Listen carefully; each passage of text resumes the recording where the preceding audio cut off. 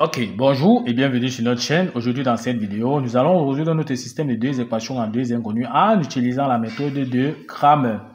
Dans un premier temps, on va d'abord numéroter tout simplement nos deux équations. Donc ici, nous allons appeler la première équation, équation 1 ici.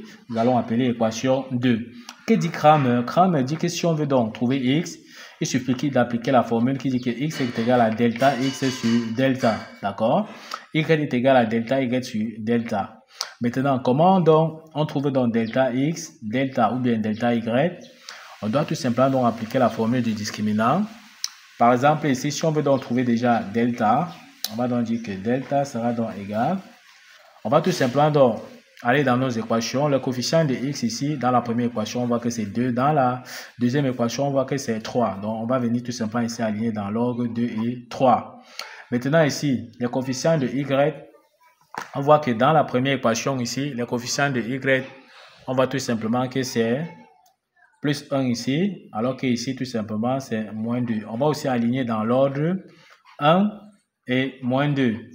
Une fois qu'on a aligné, tout ce qu'on va faire tout simplement, c'est de calculer, d'accord? On va faire le produit croisé en multipliant donc 2 multiplié par moins 2, ça va nous donner moins 4.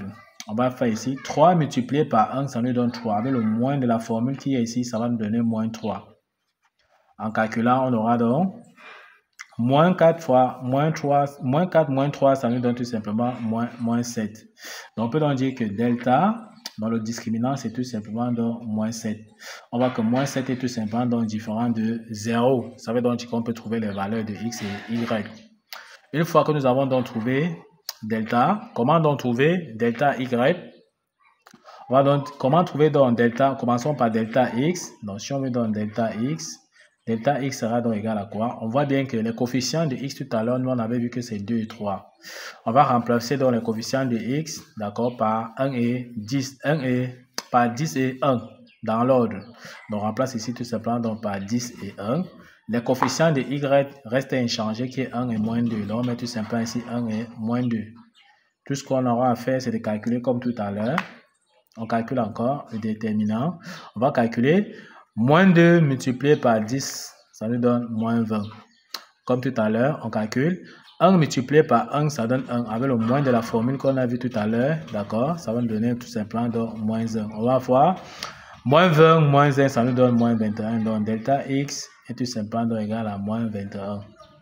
On a trouvé delta x, il suffit donc de trouver aussi delta y. De la même façon, on va donc dire que delta de y sera donc égal.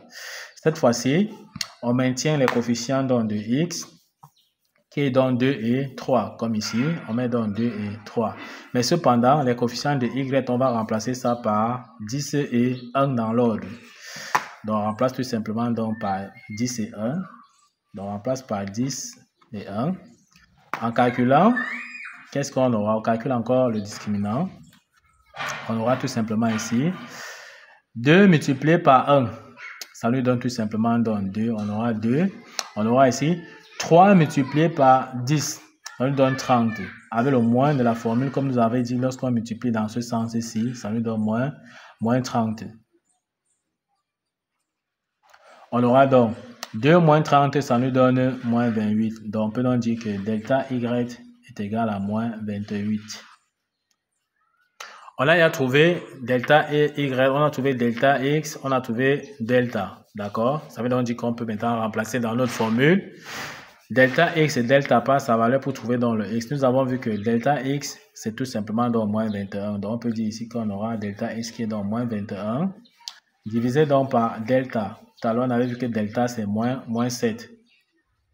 On voit que les moins et les moins peuvent se simplifier. 21 divisé par 7, ça nous donne tout simplement donc 3. Donc, on a trouvé la valeur de x qui est 3. De la même façon, on a vu que delta y, c'est moins 28. On a vu que delta, c'est tout simplement donc moins 7. Les moins et les moins peuvent se simplifier. On sait que 28 divisé par 7, ça nous donne tout simplement donc 4. Ça signifie tout simplement donc que y est égal à 4. Bien se rappeler que nous sommes en train de résoudre notre système dans R carré. La solution se donne toujours sous la forme d'un couple x, y. Dans la solution de notre système d'équation, on ouvre bien la parenthèse. On commence toujours par mettre la valeur de x. la valeur de x c'est 3 et suivi de la valeur de y qui est 4. Et on ferme bien notre parenthèse, d'accord? Et on peut donc encadrer tout simplement dans la solution de notre système d'équation.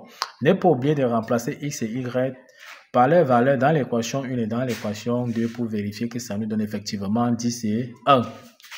Ok, nous sommes donc arrivés au terme de cette vidéo. Ne manquez pas de vous abonner à la chaîne, de liker la vidéo, de partager la vidéo aux proches amis et d'activer donc la cloche de notification pour ne plus manquer nos prochaines vidéos. Sur ce, à bientôt!